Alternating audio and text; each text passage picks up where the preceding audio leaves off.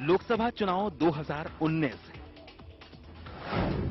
UP प्रभारी JP Nadda का इम्तिहान। पार्टी की साख और सीटों को बचाना बड़ी चुनौती।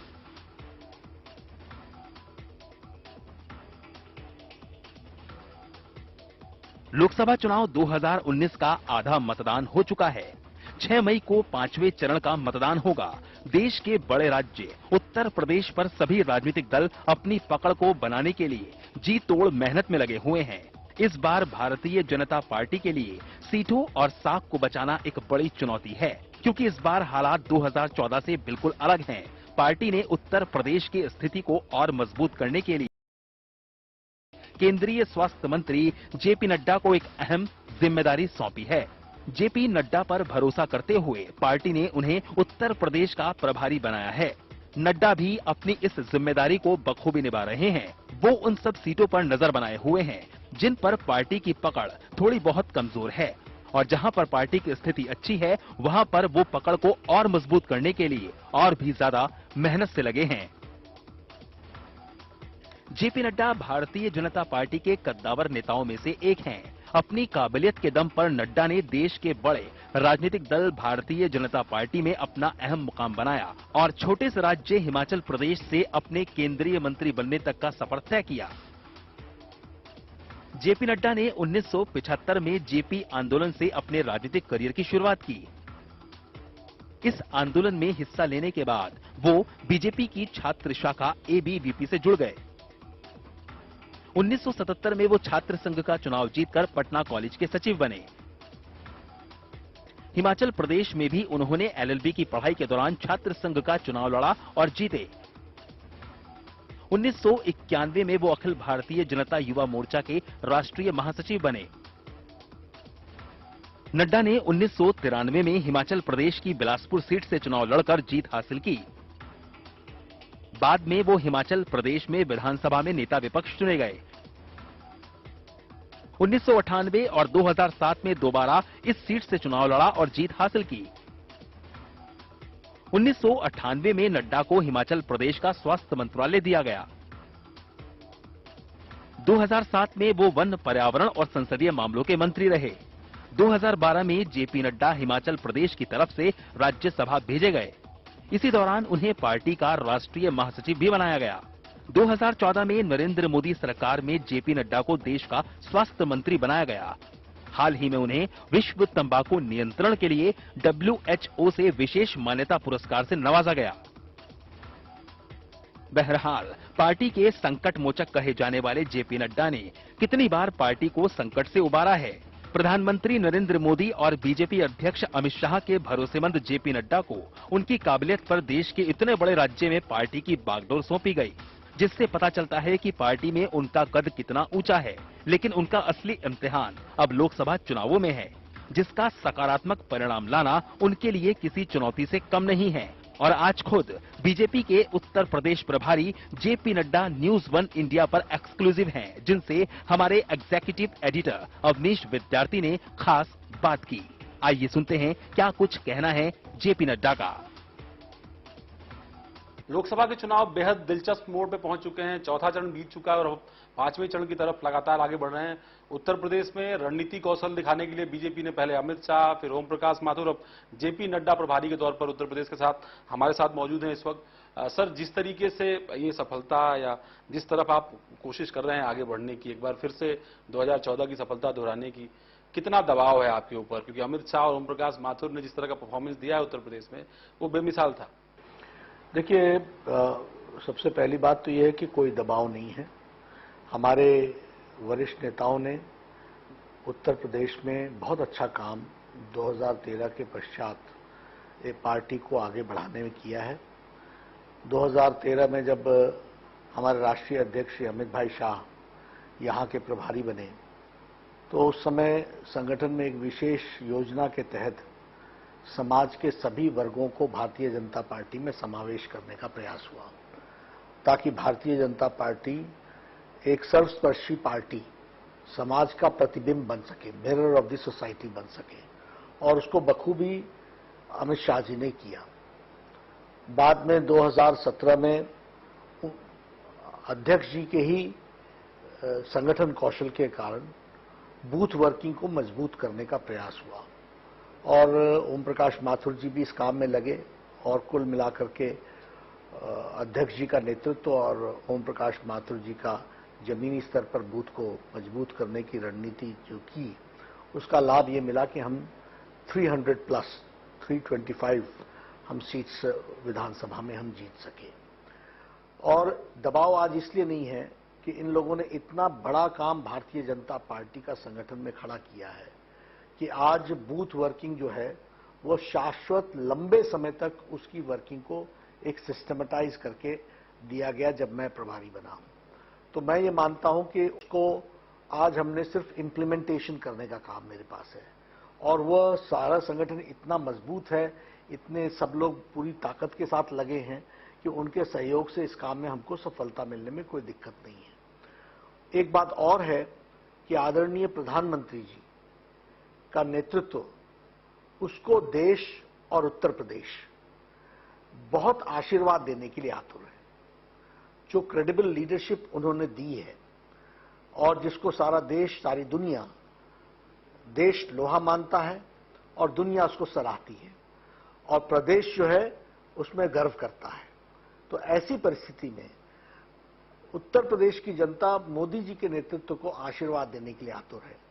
तो इस दृष्टि से एक अच्छा वातावरण जब मिले, एक सकारात्मक वातावरण मिले और सकारात्मक ही ना मिले, एक तरफा वातावरण मिले, तो मेरे ऊपर प्रेशर कम होता है और हम अच्छे ढंग से इसको इंप्लीमेंट कर सकें, यही हम पूरी ताकत लगाना चाहते हैं और हम लगा रहे हैं और मुझे उसमें सफलता मिल रही है। और मुझे नहीं मिल रही है, सारी टीम को मिल रही है, सब लोग मिलकर के काम कर रहे हैं, बड़ा आनंद आ रहा है काम करने। अभी तो चौथे चरण का ही चुनाव पूरा हुआ है, इतना आत्मविश्वास आपके अंदर, खासतौर पर इस विषय के को इस नाते पूछ रहा हूं कि 2014 में आपकी सरकार नहीं थी उत्तर प्रदेश में, संगठन भी नहीं था, क्योंकि लगातार हार का सिलसिला बीजेपी को लगातार कमजोर किया जा रहा था। ये बात जरूर कही जाती थी कि कैडर है, लेकिन कैडर मोबिलाइज नहीं था, एक्टिवेट नहीं था।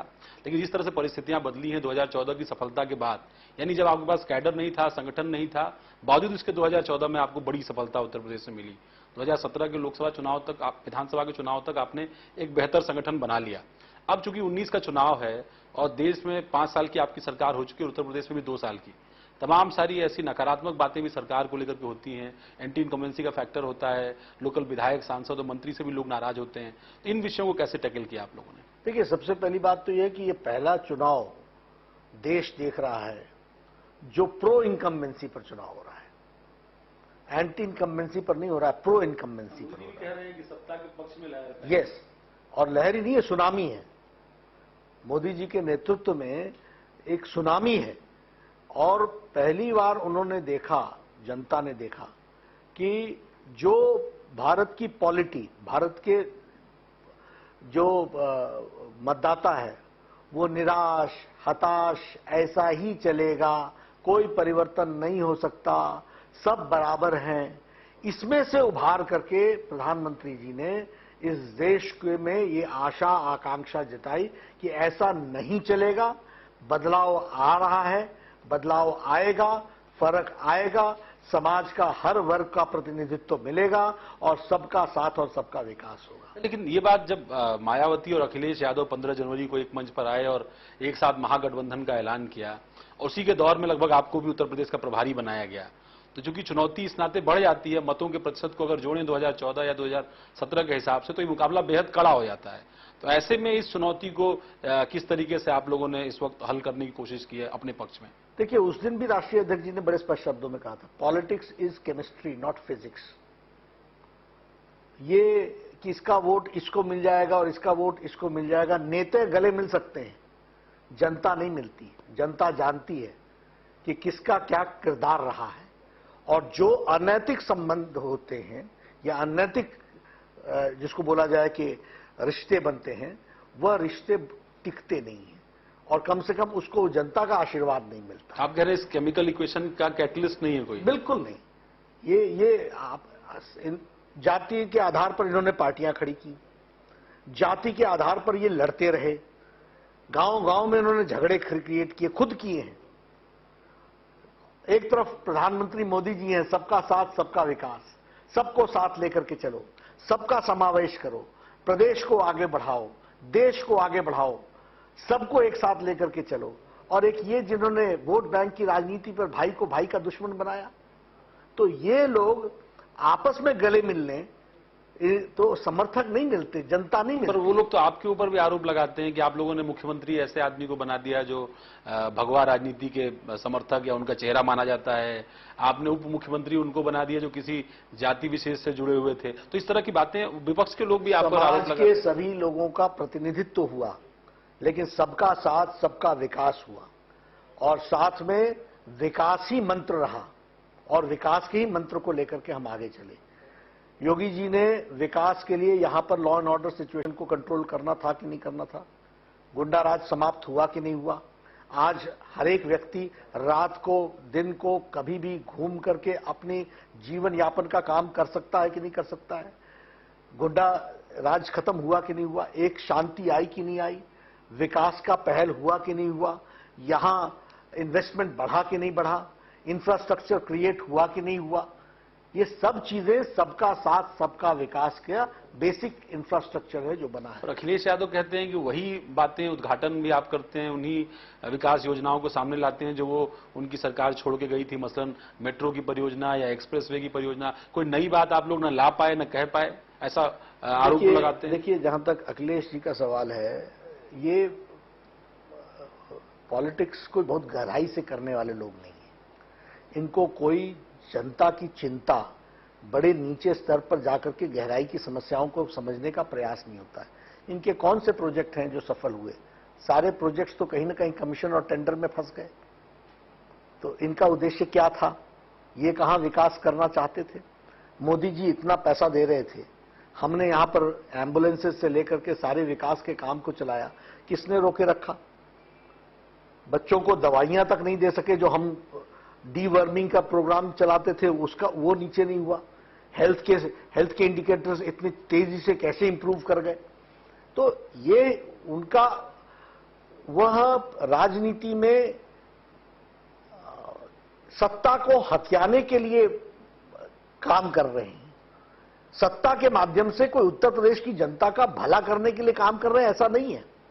पर सर उदाहरण देते हैं वो कि कैराना, फूलपुर और नूरपुर या फिर गोरखपुर की जिन सीटों पर चुनाव हुआ, ठीक लोकसभा चुनाव से पहले ही उपचुनाव हुए, इन उपचुनाव में बावजूद इसके कि योगी का नाम था, बावजूद इसके कि मोदी का नाम था, आपकी पार्टी को हार का सामना करना पड़ा। तो वो उदाहरण देते हैं कि ये जो वोट का कॉम्बिनेशन है बीएसपी और समाजवादी पार्टी का, वो इतना मजबूत है कि जब वो अभी औपचारिक तौर पर भी घोषित नहीं हुआ तब आपको सीटों के रूप में सफलता दिला रहा है।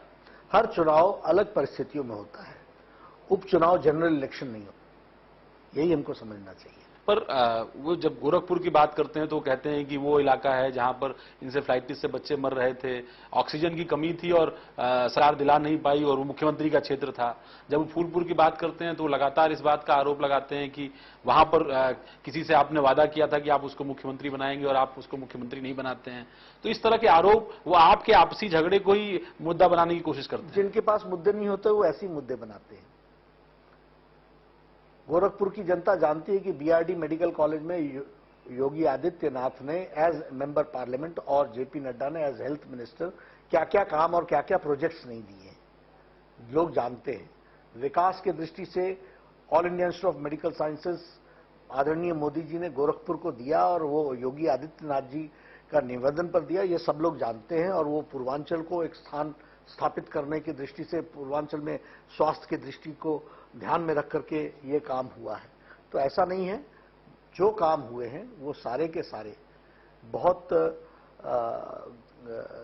दूरगामी प्रभाव छोड़ने वाले हैं। इनके पास यही छोटे मोटे मुद्दे, किसको किससे झगड़ा कराया जा सकता है, किसके खिलाफ बोला जा सकता है, किसमें ईर्ष्या पैदा की जा सकती है, इससे ज्यादा इनकी सोच नहीं है। अच्छा, इसी नाते बावजूद इसके कि गठबंधन इतना मजबूत अपने आप को बता रहा है, लखनऊ की सीट हो या बनारस की सीट हो, कोई महत्वपूर्ण मजबूत उम्मीदवार तक नहीं दे पाए ये लोग। ये तो आप कह रहे हो, मैं तो ये कह रहा हूं कि ये नॉन स्टार्टर है। ये गठबंधन मिहा मिलावट नॉन स्टार्टर है। जहां इनके जाति का आधार था वहीं ये फिजल आउट हो गया है। और भारतीय जनता पार्टी ये 4 चरण में एक तरफा जीत हासिल कर रही है। इसकी वजह क्या है? ताकत कौन सी है जो इसके पीछे आप? सबका साथ सबका विकास मोदी जी को आशीर्वाद देने के लिए आतुरता लोगों में, देश को मजबूत देखने की इच्छा, आकांक्षा, मोदी जी को प्राइम मिनिस्टर फिर से बनाने की आकांक्षा, इच्छा समाज के सब वर्ग में, और साथ में जिन लोगों ने कंफ्यूज्ड होकर के और जिन्होंने एक्सप्लॉयटेशन किया है, कमीशनखोरी की राजनीति की है, भ्रष्टाचार फैलाया है, वंशवाद को समर्थन किया है, इनको नकारने की तीव्र इच्छा, ये दोनों ही चीजें वर्क कर रही हैं। पर संगठन के तौर पर अगर बात करें, क्योंकि संगठन का मूल काम आपने लगातार ऑब्जर्व किया, आप जब से लगातार आए हम लोग आपको अलग अलग क्षेत्रों में अलग अलग, कितनी लंबी ये यात्रा रही, अब तक बहुत थकाऊ हो चुका है, चुनाव गर्मियों में हो रहा है, इस नाते मतदान का प्रतिशत भी थोड़ा प्रभावित हुआ है। ये यात्रा कितनी मुश्किल थी, क्योंकि बहुत सारी चुनौतियां, मुझे अंदाजा है उत्तर प्रदेश जैसा राज्य और पिछले लंबे समय से हम लोगों ने देखा है कि कैसे कैसे पल पल पर यहां परिवर्तित होता है, मुद्दा भी और विषय भी और राजनीति का स्तर भी। देखिए, भारतीय जनता पार्टी बहुत स्ट्रांग फुटिंग पर संगठन में और नेतृत्व में और पॉलिटिकल इश्यूज में बहुत स्ट्रांग फुटिंग पर खड़ी है। इसलिए ये पल पल के फर्क उनको पड़ते हैं जो छुई मुई होते हैं, जिनकी अपना आधार नहीं होता, जिनकी अपनी ताकत नहीं होती। ये स्ट्रांग बेस पर पार्टियां खड़ी हैं, पार्टी खड़ी है भारतीय जनता पार्टी। इसलिए ये किसी ने आज कुछ बोल दिया, किसी ने कल कुछ बोल दिया, उससे कोई भारतीय जनता पार्टी के वोट बैंक पर असर पड़ता हो या वोट शेयर पर असर पड़ता हो, ऐसा कुछ नहीं है। लोग बहुत सॉलिड ग्राउंड पर, संगठन का काम इतना मजबूत है। जब मैं प्रभारी बना तो यहां महीने भर की श्रृंखला थी, कामों की श्रृंखला बनी हुई थी कामों की, वो मेरे से पीछे से बनी थी, मैंने तो उसको एग्जीक्यूट किया। तो ये अकेले काम करने का नहीं है, यहां इतना बड़ा संगठन बना है पिछले 7-8 सालों में, इतना कैडर में चार्ज्ड माहौल है, और उसी तरीके से नेतृत्व इतना स्टेबल, इतना दृष्टि के साथ खड़ा है, इतने विजन के साथ खड़ा है। आदरणीय मोदी जी का विजन हर पल पल पार्टी को मिल रहा है। तो ये सारी चीजें हम हर पल और हर घटना भारतीय जनता पार्टी के पक्ष में जाएगी, विपक्ष में नहीं जाएगी। पर सर्जिकल स्ट्राइक के पहले और बाद की परिस्थितियां अगर राजनीतिक तौर पर देखें तो काफी बदली हुई हैं। तमाम वो वोटर भी जो विपक्षी दलों को शायद वोट करना चाहते हो, या तमाम सारे समीकरण जो उत्तर प्रदेश में काम कर रहे थे, उन समीकरणों को सर्जिकल स्ट्राइक के मुद्दे ने कहीं ना कहीं पीछे छोड़ा है। आज हम जब जनता से बात करते हैं तो आमतौर पर लोग इन विषयों को ज्यादा आगे रखते हैं, मुखर होकर के इस बात पर बोलते हैं। आप जब कार्यकर्ताओं के बीच गए, कार्यकर्ताओं की बैठक में गए, क्योंकि बहुत सारे लोगों की नाराजगी भी होती है, स्थानीय स्तर का मनमुटाव भी होता है, तो इन सब चुनौतियों को दूर करने के लिए क्या कुछ उपाय निकाला आपने? नहीं, उपाय निकालने की जरूरत ही नहीं थी। हमारा वोटर बहुत कमिटेड है, बहुत, उसकी दृष्टि बड़ी क्लियर है, उसको मालूम है कि कौन सी बात की, किस बात की नाराजगी रखनी है और किस बात की नाराजगी नहीं रखनी है। और रही बात सर्जिकल स्ट्राइक की, यह तो मोदी जी का नेतृत्व है जिसने ये नेतृत्व दिखाया कि हम पाकिस्तान के बुरे इरादों को उनके घर में जाकर के भी हम हिट कर सकते हैं, और हिट किया। कांग्रेस पार्टी के लोग कहते हैं कि आप लोग 5 साल का जो काम किया है उसकी बात करने की बजाय देशभक्ति को आपने मुद्दा बना दिया है। सारे विषयों पर बोल रहे हैं। उनको बेचारों को हमारे हर बात से तकलीफ है। उजाला करो तो वो फ्यूज हो जाते हैं, उज्ज्वला की बात करो तो उनको दिक्कत हो जाती है, आयुष्मान भारत की बात करो तो उनको, सीमित बुद्धि के मालिक हैं बेचारे। प्रियंका गांधी राजा की कहानी सुनाने लगती हैं लोगों को। मैं उन पर कुछ बोलूं, इसकी कोई आवश्यकता नहीं है। पर वो प्रभारी के तौर पर ठीक है, उत्तर प्रदेश उनको कांग्रेस पार्टी ने बनाया है, उनका अधिकार है, लेकिन कुछ लोग चुनाव के पहले और बाद तो दिखते हैं, बाकी समय नहीं दिखते, इसलिए उस पर मैं कुछ कमेंट करूं उसकी कोई आवश्यकता नहीं। अच्छा, टिकटों को लेकर के भी एक चुनौती थी, क्योंकि बहुत सारे दावेदार थे, स्थानीय स्तर पर पहले से पार्टी में लगातार काम कर रहे लोग, बहुत सारे लोग पार्टी में बाद में शामिल हुए। ऐसे में किस रणनीति पर पार्टी ने काम किया? देखिए, जहां तक टिकट्स देने का सवाल होता है, बहुत से विषयों को ध्यान में लेकर के काम किया जाता है। निचले स्तर से फीडबैक लेते लेते लेते हम ऊपर आते हैं, और सभी चीजों का समावेश करके ही हम फैसला करते हैं। वो एक इन टोटलिटी फैसला होता है, और पार्टी को मान्य होता है, पार्टी उस पर वर्क करती है और आगे बढ़ती है। तो एक बात लोग इसको सवाल के रूप में भी पूछते हैं कि अगर सब कुछ इतना अच्छा था, उम्मीदवारों की इतनी भीड़ थी, योग्य उम्मीदवार थे, तो फिर आपको जयप्रदा, हेमा मालिनी, निरहुआ या रवि किशन जैसे उम्मीदवार क्यों लाने पड़े? सभी लोगों को हम साथ लेकर के चलते हैं, सभी का समावेश करते हैं, उसमें उनको भी हम जोड़ते हैं। जो विपक्षी खेमा है, आमतौर पर ये बात कही जा रही थी कि अपराधियों से दूरी की बात और कानून व्यवस्था का मुद्दा मायावती भी अपने सरकार के दौर में ले आती रही और उसको बड़ी प्रमुखता से हाईलाइट करती रही। अखिलेश यादव ने भी 2012 से 2017 की अपनी सरकार के दौर में या 2017 के विधानसभा के चुनाव में कई सारे ऐसे मौकों पर ये दिखाने की कोशिश की कि आपराधिक छवि के लोगों के साथ वो नहीं है। लेकिन इस बार जब उम्मीदवारों की हम सूची देखते हैं तो बहुत सारे ऐसे लोग या उनके परिवार से, अपराधियों के परिवार से या उनके बैकग्राउंड से जुड़े हुए वो सामने दिखाई पड़ते हैं। सपा और बसपा में जी, तो मैंने फिर कहा ना, जो कंफ्यूज लॉट है, दीज आर ऑल मैनिफेस्टेशंस। ये तो एक्सप्रेशंस हैं उनकी ओरिजिनल सोच का। ओरिजिनल सोच अगर गलत है, देखिए वो राजनीति में येन केन प्रकार सत्ता में आकर के भ्रष्टाचार करने के लिए ये उनका ट्रैक रिकॉर्ड है। समाज में टेंशन पैदा किया, यही उनका ट्रैक रिकॉर्ड है। तो ऐसे लोगों का सिलेक्शन भी यही मैनिफेस्ट करेगा ना।